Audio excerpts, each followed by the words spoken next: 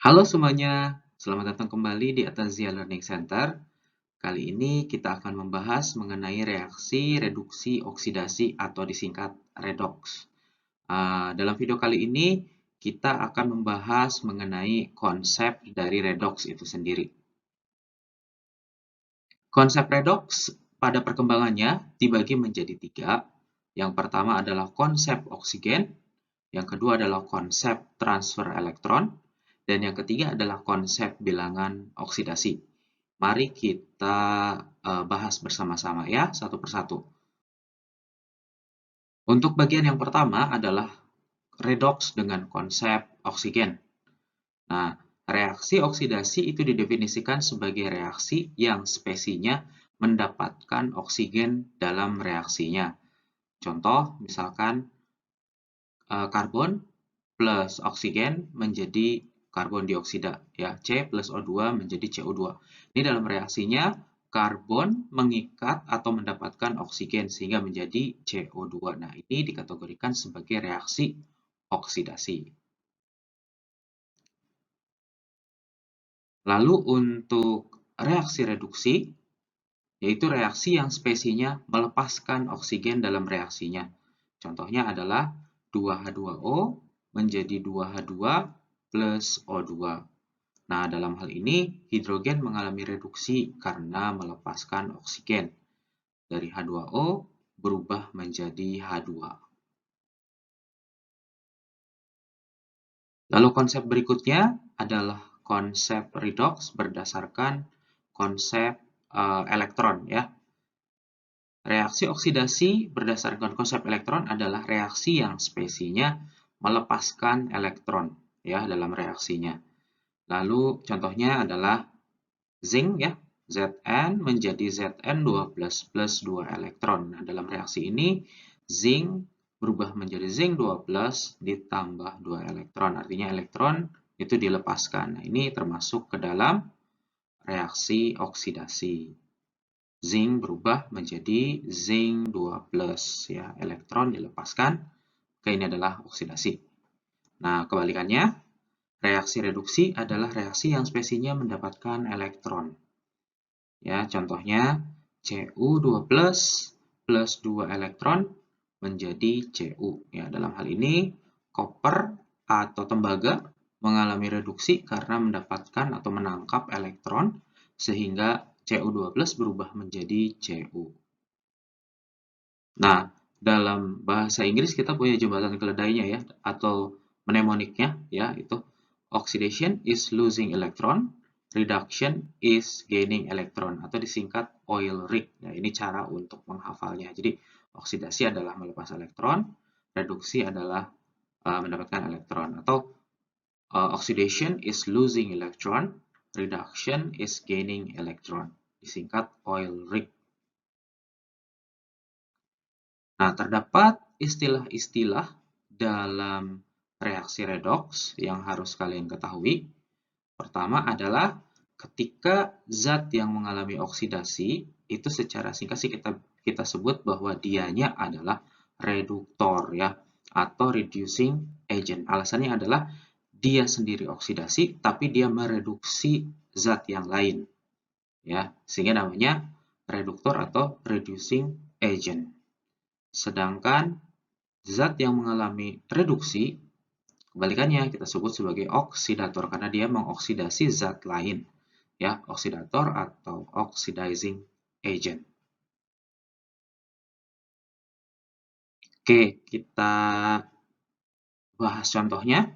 Misalkan ada reaksi di mana Zn plus Cu2+ menjadi Zn2+ plus Cu. Ya, karena ini melepas elektron, maka ini adalah oksidasi, dan Cu2+ menjadi Cu ini adalah mendapatkan elektron atau menangkap elektron, sehingga ini disebut sebagai reduksi. Maka kalau kita ingin tahu mana yang reduktor, mana yang oksidator adalah, ya, karena zinc, ya, yang mengalami oksidasi, maka zinc adalah berfungsi sebagai reduktor dalam reaksi ini atau reducing agent. Dan kebalikannya, CO2+ mengalami reduksi menjadi Cu, maka CO2 plus adalah oksidator atau oxidizing agent. Ya, sebagai catatan, reduktor, oksidator atau reducing agent atau oxidizing agent ini berlaku untuk reaktan ya. Jadi istilah ini tidak berlaku untuk produk suatu reaksi.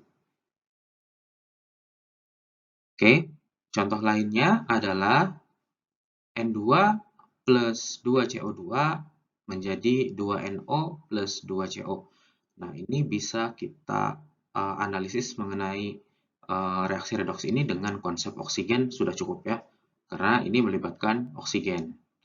Nah, dari N2 menjadi NO, ini mendapatkan oksigen, sehingga bisa kita sebut ini sebagai oksidasi ya. Dan CO2 menjadi CO, karena kehilangan satu oksigen, maka ini kita sebut sebagai reaksi reduksi. Ya sama kayak tadi, bahwa N2 di sini mengalami oksidasi, maka N2 adalah bertindak sebagai reduktor atau reducing agent, sedangkan CO2 itu mengalami reduksi, maka CO2 adalah oksidator atau oxidizing agent. Nah, sebelum kita melihat ke konsep yang selanjutnya, yaitu konsep bilangan oksidasi, alangkah baiknya kita belajar terlebih dahulu mengenai aturan bagaimana cara menghitung bilangan Bilox. Nah, aturan pertama adalah ini yang paling mendasar, bahwa unsur bebas, atom atau molekul unsur nilainya 0 ya. Jadi bilangan oksidasinya 0. Hal ini juga termasuk senyawa ya. Senyawa totalnya itu bilangan oksidasinya adalah 0. Lalu untuk bilangan oksidasi ion monoatom atau ion poliatom sama dengan muatan ionnya. Ya, contohnya Na+, Cl- dan Ca12 masing-masing berturut-turut adalah Biloxnya +1, -1, dan +2 ya, sesuai dengan muatan dari ionnya. Nah, sedangkan untuk Bilox total untuk ion poliatom SO4 2- ya, 2- ini adalah menyatakan bahwa bilangan oksidasi total dari SO4 2- itu -2. Oke, aturan ketiga, oksigen pada umumnya memiliki bilangan oksidasi +1 ya, tapi ada pengecualian ketika hidrogen membentuk hidrida atau senyawa yang terbentuk antara hidrogen dengan logam ya.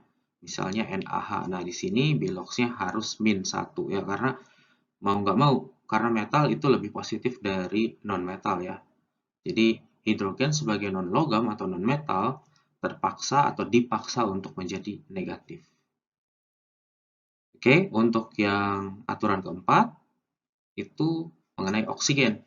Ya, oksigen pada senyawanya selalu -2 ya Biloxnya. Kecuali ada pengecualian pada senyawa peroksida atau H2O2 ya, di sini adalah -1. Dan yang terakhir, ini sebenarnya tambahan saja ya. Ini adalah metal-metal atau logam yang ada di golongan 1A dan 2A ini tidak pernah berubah muatannya ya. Dia dalam ionnya itu selalu +1 dan +2. +1 untuk golongan 1, +2 untuk golongan 2. Dan untuk golongan 7A ya, khusus untuk di senyawa binernya itu adalah -1. Oke. Ini adalah aturannya ya, ada 5 kurang lebih. Nah, memang agak pusing ya untuk kita hafalkan, tapi akan saya summary dalam tabel sebagai berikut. Nah, berikut ini adalah summary dari aturan bilangan oksidasi yang tadi kita bahas ya. Untuk unsur bebas itu Biloxnya 0. Contohnya dalam molekul Cl2, O3, Na, O2, H2, dan seterusnya ya. Jadi unsur-unsur yang hanya terdiri dari dirinya sendiri. Jadi Cl berikatan dengan Cl membentuk Cl2, ya itu Biloxnya 0. Ya, semua metal dalam bentuk metalnya, dalam bentuk atomnya itu juga 0. total Bilox dalam suatu senyawa juga 0 ya. Jadi itu ikut aturan nomor 1. Lalu berikutnya untuk ion, baik itu ion monoatom atau ion poliatom, itu total muatannya, total Biloxnya itu sama dengan muatan ionnya. Jadi contoh ya, Cl- itu Biloxnya adalah -1 sesuai dengan muatannya. Kemudian aturan nomor 3, golongan 1A, 2A, dan 7A itu muatannya +1, +2, dan -1 ya masing-masing. Jadi contohnya ketika ada Mg itu ada di grup 2, maka dia akan membentuk ion 2+, maka Biloxnya juga otomatis +2. Lalu untuk aturan keempat, hidrogen itu Biloxnya +1. Ya, contohnya hidrogen dalam H2O atau dalam air itu Biloxnya +1. Nah, pengecualiannya adalah ketika hidrogen membentuk senyawa hidrida, yaitu senyawa yang dibentuk oleh hidrogen dengan logam. Ya, jadi NaH itu Biloxnya -1, ini contohnya. Lalu untuk oksigen, ya oksigen itu -2 di dalam senyawanya, ya. Lalu di dalam contohnya ini di dalam H2O ya, oksigen itu -2. Kecuali di dalam senyawa peroksidanya, yaitu H2O2, itu Biloxnya -1. Nah, berikut ini adalah contoh perhitungan Biloxnya. Ya. Yang pertama, tentukan Bilox sulfur dalam SO2. Maka berlaku persamaan 1 dikali S ditambah 2 dikali O sama dengan 0. Ya, ini seperti persamaan aljabar biasa ya. Kita lihat di atas rumus molekulnya adalah SO2. Jadi ada 1 S dan 2 O. Ya, maka kita masukkan ke dalam persamaan 1 kali S ditambah 2 kali O sama dengan 0. Nah, lalu kita masukin sesuai aturan bahwa O itu diketahui dalam setiap senyawa itu -2, kecuali dalam peroksida. Nah, ini bukan peroksida, jadi dia normal ya, -2. Nah, maka didapat S -4 sama dengan 0. Maka S-nya, Biloxnya dalam senyawa SO2 adalah +4. Ya. Oke, contoh yang kedua, tentukan Bilox Cr atau krom dalam Cr2O7 2-. Nah, ini termasuk ke dalam ion poliatom ya. Ion poliatom sebagaimana kita tahu ya bahwa muatan totalnya atau Bilox totalnya adalah senilai muatannya atau 2- ya dalam hal ini. Nah, maka berlaku persamaan 2 kali Cr ya karena ada 2 Cr dalam Cr2O7. 7 kali O sama dengan -2. Lalu kita masukkan nilai oksigennya -2 ya. Kita ingat bahwa oksigen itu selalu -2 kecuali di peroksida -1. Nah, lalu kita ya sederhanakan 2Cr dikurangi 14 sama dengan -2 atau 2Cr sama dengan +12 atau Cr sama dengan +6. Ya, berarti di sini muatan Cr dalam Cr2O7 adalah +6. Setelah kita mempelajari cara menghitung bilangan oksidasi, maka kita sekarang belajar tentang konsep redoks yang terakhir, yaitu konsep redoks berdasarkan bilangan oksidasi. Nah, berdasarkan bilangan oksidasi, reaksi oksidasi adalah reaksi yang spesiesnya mengalami kenaikan bilangan oksidasi. Nah, sedangkan untuk reaksi reduksi adalah reaksi yang spesiesnya mengalami penurunan bilangan oksidasi. Contohnya, reaksi berikut Zn plus Cu2 plus menjadi Zn2 plus Cu. Ini sudah kita tentukan tadi ya di konsep elektron, tapi kita tentukan kembali dengan menggunakan konsep bilangan oksidasi. Nah, di sini Cu itu berubah dari Cu2 plus menjadi Cu, ya di mana Biloxnya ini berubah dari +2 menjadi 0, maka ini turun ya, sehingga ini dikategorikan sebagai reaksi reduksi. Nah, kebalikannya, zinc atau Zn itu berubah dari Zn menjadi Zn2+, sehingga bilangan oksidasinya berubah dari 0 menjadi plus 2. Ini naik, maka kita kategorikan sebagai reaksi oksidasi. Nah, berikut contoh soalnya. Tentukan reduktor dan oksidator dalam reaksi berikut dengan konsep Bilox dan konsep elektron. Ya, kita pakai konsep Bilox dulu. Ya, di sini ada reaksi 2Na plus Cl2 menjadi 2NaCl. Nah, maka reaksinya bisa kita breakdown. Jadi Cl2 menjadi 2NaCl. Ya, menjadi Cl di dalam NaCl ya. Ini perubahannya adalah 0 menjadi min 1, ini turun. Ini berarti reduksi. Lalu Na menjadi NaCl ya, Na menjadi Na plus dalam NaCl. Ini berarti 0 berubah menjadi plus 1. Ya, maka ini naik ya. Maka disebut reaksi oksidasi. Nah, karena zat yang mengalami oksidasi adalah Na, maka reduktornya atau reducing agent-nya adalah Na.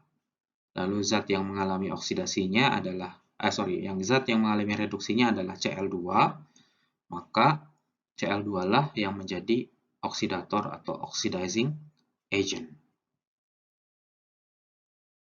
Lalu dengan konsep satu lagi, ya dengan konsep elektron, kita juga bisa breakdown menjadi dua setengah reaksi oksidasi, yaitu 2Na menjadi 2Na plus 2 elektron. Lalu setengah reaksi reduksinya adalah Cl2 plus 2 elektron menjadi 2 Cl min. Ya, lalu reaksinya kita jumlahkan. Ya, elektron ada di kedua sisi reaksi, bisa kita hilangkan atau kita cancel ya. Nah, lalu tinggal diturunkan, semuanya dijumlahkan menjadi reaksi totalnya adalah 2Na plus Cl2 menjadi 2NaCl. Ya. Na ini disebut oksidasi karena dia melepas elektron. Cl itu disebut reaksi reduksi karena dia menerima elektron. Nah, maka kita hitung lagi ya. Kita ingat lagi dengan mnemonik atau jembatan keledai tadi ya, oil break. Oxidation is losing electron, reduction is gaining electron.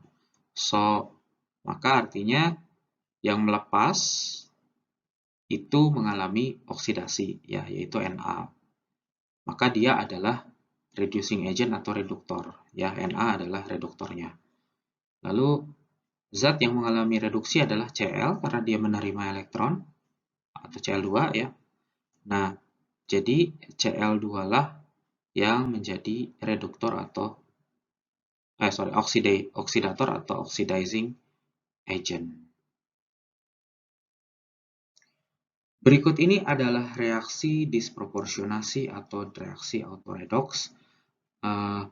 Ini adalah reaksi yang melibatkan suatu spesi yang dianya sendiri mengalami reaksi oksidasi sekaligus reaksi reduksi.